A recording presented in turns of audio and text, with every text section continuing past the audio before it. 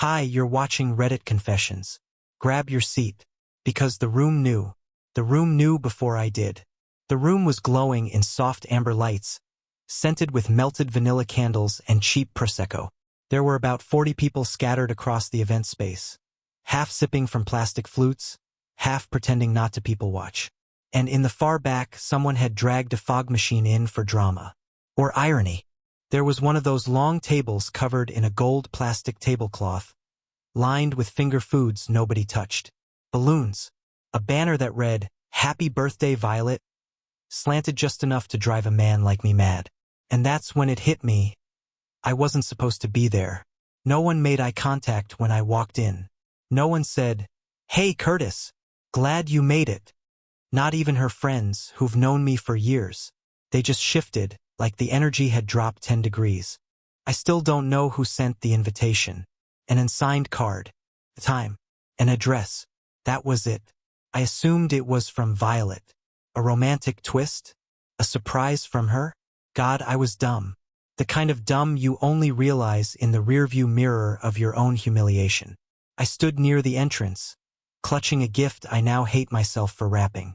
Inside was a custom keychain engraved with the coordinates of our first apartment. Thoughtful, right? She didn't see me at first. She was too busy with him. He was wearing a slate gray suit and smiling like someone who's never worried about being caught. The two of them were tucked into a velvet booth beneath a string of copper fairy lights. Her heels were off, legs curled beneath her. One hand on his chest, the other stirring her drink like nothing was wrong with the universe. And then she laughed. That laugh. That I'm with the right person laugh. She leaned in closer and kissed him. Slowly. Not drunk. Not impulsive. Just practiced. I didn't make a sound. Didn't move. But somehow she felt it. That strange sixth sense people talk about. She pulled back mid-laugh and turned her head. Eyes scanning the crowd like something inside her cracked open. And when she saw me, she froze. It was like someone unplugged the whole party. The music kept playing, sure, but in her eyes, time snapped in half. Her jaw locked. Her drink slipped from her hand and spilled into his lap. He cursed. She didn't even blink. The worst part? No one looked surprised. Not one person. They just watched, holding their breath, as if they knew exactly how this scene was supposed to end. And I stood there, wearing a wrinkled shirt and an expression I'll never forget, waiting for someone, anyone, to say it wasn't what it looked like. But no one did. And that's how it started. Not with a fight. Not with a confession. Not with tears. Just silence. A red Solo cup rolling across the floor, and the quiet, soul-crushing realization that everyone else had already moved on from the truth. Everyone but me. I don't remember moving. Not really. One moment I was rooted to the floor, heart hammering in my throat, and the next I was walking deeper into the party like I belonged there. Nobody stopped me. Nobody whispered. But I could feel the weight of glances. People too cowardly to speak, too curious to look away. The music was some recycled synth-pop beat thumping from a Bluetooth speaker in the corner. It sounded like it was echoing underwater. Violet hadn't moved. She sat in that booth like a statue, legs still tucked beneath her, lips parted but silent. Brandon, or whatever his name was too busy patting spilled drink off his pants to notice I was getting closer. When I stopped at their table, he looked up and gave me the world's fakest grin, like I might be a waiter or a wedding crasher. "Hey man, you good?" That's what he said. "You good?" That's when Violet finally stood up. Her voice cracked like she hadn't used it in hours. "Curtis, wait. It's not." I didn't let her finish. I set the gift bag down right in front of them, between her cocktail glass and the napkin she hadn't touched. "Happy birthday," I said. I didn't shout. I didn't cry. I didn't even blink. But my voice trembled in that pathetic, quiet way that only happens when you're trying way too hard to look unaffected. She reached for my arm, and I stepped back like she was radioactive. That's when I noticed it, her left hand. No wedding ring. Not even the indentation where it should have been. My breath caught in my throat. How long had it been gone? Days? Weeks? Had she taken it off for him? Or worse, had she never worn it around him to begin with? He still didn't get it. Wait! Curtis? Curtis? His smirk melted like wax under a heat lamp. Violet closed her eyes. I think she wanted to disappear. I turned around before I did something I'd regret. But I didn't head for the door. I walked straight to the table with the cheap champagne, popped a bottle with a shaky hand, and poured myself a glass. My fingers barely wrapped around the stem. Every nerve in my body was screaming. Still, I raised the glass and said, loudly enough for everyone to hear, to secrets that everyone in this room apparently knew, except me. You could hear a pin drop. That's when everything started to unravel. The first person to move was a woman near the bar. She didn't say anything, just slowly set her drink down and walked toward the exit like she wanted no part in whatever came next. A few others followed, murmuring to each other under their breath as they filtered out. But most of them stayed, because people like to watch pain unfold when it's not theirs. Violet tried to speak again. Her voice wavered, like she couldn't decide if she should cry or lie. Curtis, it's not what it looks like. Please can we talk somewhere private? I almost laughed. Not because it was funny, but because it was so painfully unoriginal. Not what it looks like. Really? She had her legs wrapped around another man, her lipstick smudged, no ring on her hand, and an audience of 30 people, half of whom were her coworkers, pretending not to see. What part of that was open to interpretation? But then, something happened that made the air shift. A man at the edge of the room stood up. I didn't recognize him at first. He had a trimmed beard, wore a gray sweater, and had that look in his eyes, like he was deciding whether to jump into a burning building or let it collapse. He didn't look at me. He looked at Violet. You told me he knew, the man said. His voice was quiet, flat. He wasn't angry. He was resigned. Violet's face drained of color. Joel, don't, she whispered. Joel. I suddenly remembered him. He worked with Violet on that corporate retreat in San Diego last fall. She mentioned him once or twice. I thought he was just some guy on the planning committee. But now he was looking at her like someone who had just realized they weren't her only secret. I was the other guy, Joel said. Wasn't I? The room was completely still. Even Brandon, smug, suit-wearing Brandon, was now staring at Violet like he'd never seen her before. Violet opened her mouth, then closed it again. She was backed into a wall made of silence and shame, and for the first time since I'd met her, she had nothing to say. I looked at Joel. He looked back at me, and in that moment we understood each other better than anyone else in the building. We were both the joke, and everyone else had been in on the punchline. Violet finally spoke, but not to me. Joel, she said quietly. I didn't know you'd come. Her voice trembled like someone standing on a frozen lake, waiting for it to crack. Her eyes darted to me and back to him, like she was calculating which damage to control first. But Joel was done listening. He shook his head and walked out the front door without another word. I should have gone after him. I should have left too. But instead, I just stood there, stupid and still, waiting for Violet to explain something that didn't have an explanation. Curtis, can we please go somewhere else? She whispered, reaching for my arm again. You can say it here, I said louder than I meant to. You kissed him in front of 30 people. I think you lost the right to whisper. A ripple went through the room. People weren't even pretending to drink anymore. Phones weren't out, but glances were exchanged.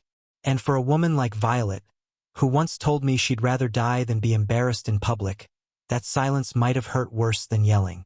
She turned to Brandon, who looked pale now. You should go, she muttered. He didn't argue. He just picked up his jacket and left. Just like that. No apology. No guilt. Just gone.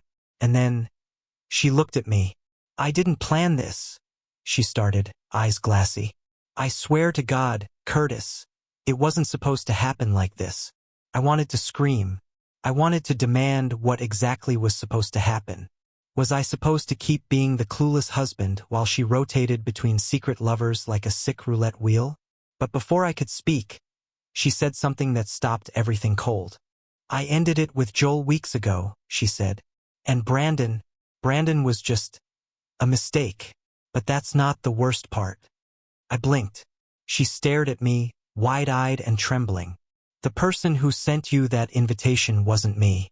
And it wasn't Joel. I don't know who did it. But they wanted you to see this. They wanted to ruin me. My skin went cold. A strange chill ran down my back. Because something about the way she said it, low, hollow, like she was afraid, felt real. Too real. That was the first moment I realized this wasn't just a betrayal. It was a setup. Her words echoed louder than the music ever had. Someone wanted you to see this. First, I didn't believe her. It felt like another trick. Another desperate pivot to make herself the victim. But the look in her eyes, it wasn't guilt anymore. It was fear. And that scared me more than her betrayal ever did. I pulled the card from my pocket, the one with the time, address, and the message. You deserve the truth. I handed it to her.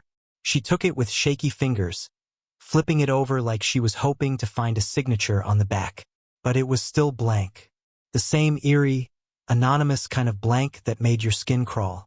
I swear, Curtis, I didn't write this, she whispered. I never wanted you to find out like this. I was going to tell you after the party. I wanted to fix things. I scoffed, louder than I meant to. By fixing things, you mean sleeping with your coworker in a bar booth while your husband brings you a handmade gift? She didn't answer, but she didn't deny it either. I should have walked out then and there. But something was clawing at the edge of my mind. Something colder than betrayal. Who would send me that card? Who even knew enough to time it so perfectly? It wasn't Joel. He looked just as blindsided as me. Brandon? No chance. His face said everything when I showed up. And Violet? If she was lying, she deserved an Oscar. That left someone else. Someone I hadn't thought about. I scanned the room. Most people were leaving now, quietly excusing themselves, avoiding eye contact. But one person was still there. Leaning against the far wall, arms crossed, watching everything unfold like he was enjoying it. Owen, my best friend.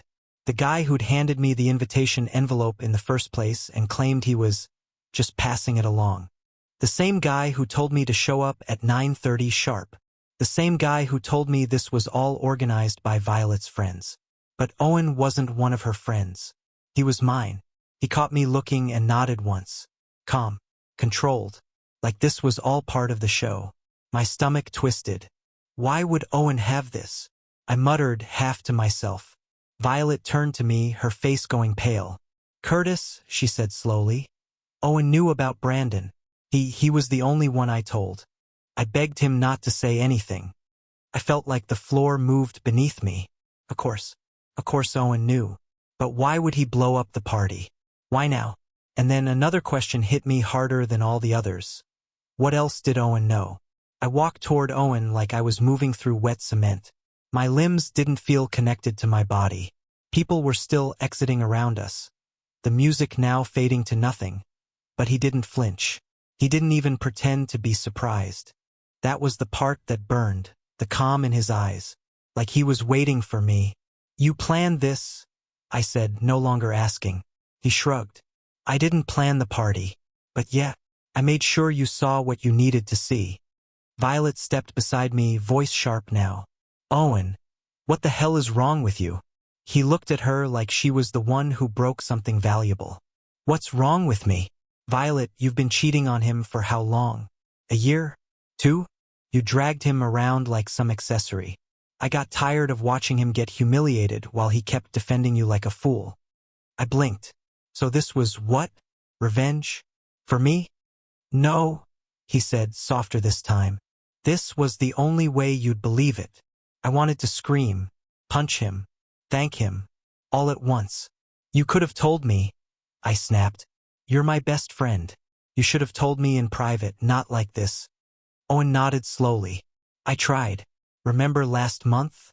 When I said something felt off and you said, she would never do that? You defended her like a soldier taking a bullet. So I gave up on talking and made sure you saw it instead. There was no satisfaction in his voice. No gloating. Just the cold, dull exhaustion of someone who'd carried a secret too long. Violet turned away, shaking. "This is disgusting. You sabotaged my birthday." Owen laughed once, bitterly. "You sabotaged your marriage." I just turned the lights on. I looked between them, and suddenly nothing felt real. My wife, my best friend. Two people who both knew more about my life than I did. And in that moment, I realized something terrifying. Owen hadn't just exposed Violet. He'd exposed me. My weakness. My denial. The cracks I refused to see. And now they were out in the open, taped to party banners and plastic champagne flutes, for everyone to witness. "You didn't do this for me," I whispered. "You did this for yourself. Because you hated watching me love her." His jaw tightened. He didn't deny it. And just like that, the floor beneath all of us shifted again. I didn't say goodbye to either of them. I didn't yell, didn't punch anyone, didn't throw a drink or make a speech. I just walked out. The air outside felt thinner, colder. The parking lot was nearly empty now, the last few guests pretending not to look at me as they climbed into their cars. One guy even gave me that awkward half-nod, like, "Tough break, man," before speeding off into the night. The ride home was silent except for the occasional turn signal. I didn't even turn on the radio. It felt like the silence itself was punishing me, looping back every moment from the party on a mental projector I couldn't shut off.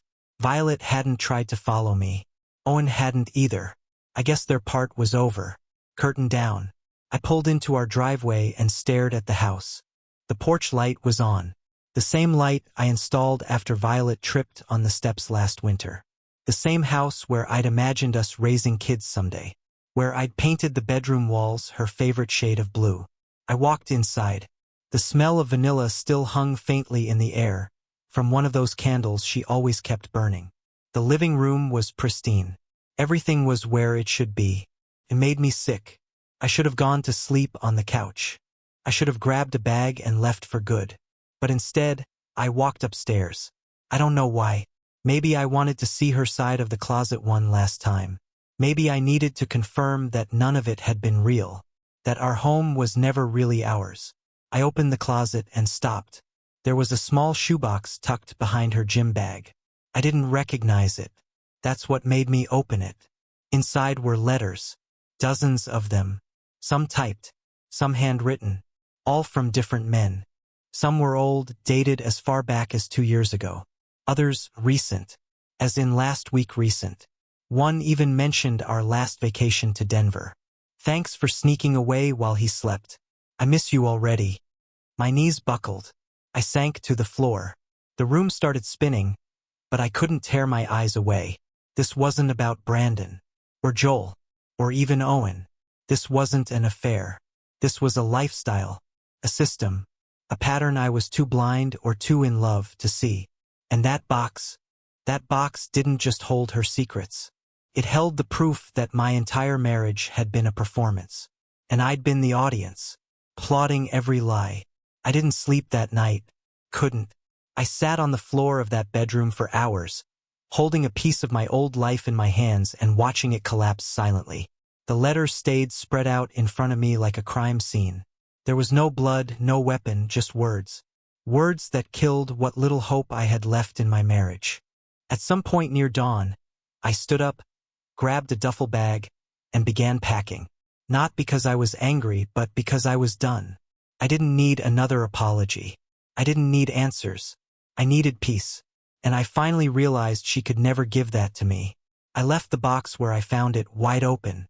Let her see it. Let her know I knew everything. I taped a note to the bathroom mirror. For words in plain black ink, "I won't play anymore." Then I walked out. I didn't go to a hotel. I went to my brother's cabin 2 hours outside the city. No reception. No noise. Just trees, a creaky porch, and the sound of my own thoughts for the first time in years. I sat by the lake that evening and, for the first time in a long time, didn't feel small. I wasn't the punchline anymore. That's when my phone buzzed. It was a text from Joel. "Thank you for not blaming me. I didn't know. If you ever want to talk, I'm here." I didn't expect that, but it didn't feel strange. It felt human. Honest. I smiled. And maybe that's the lesson in all this. Betrayal doesn't have to break you. It can just reveal you. And when the dust settles, you're still standing. Not because of who hurt you, but because of who you finally decide to become after. I'm not a victim anymore. I'm a man who saw the truth and finally walked away from it. Thank you for listening to my story. You've been watching Reddit Confessions. If you made it this far, I'd love to know, what moment in this story shocked you the most? Drop it in the comments, and don't forget to subscribe for more true stories just like this one. Until next time, stay sharp, stay kind,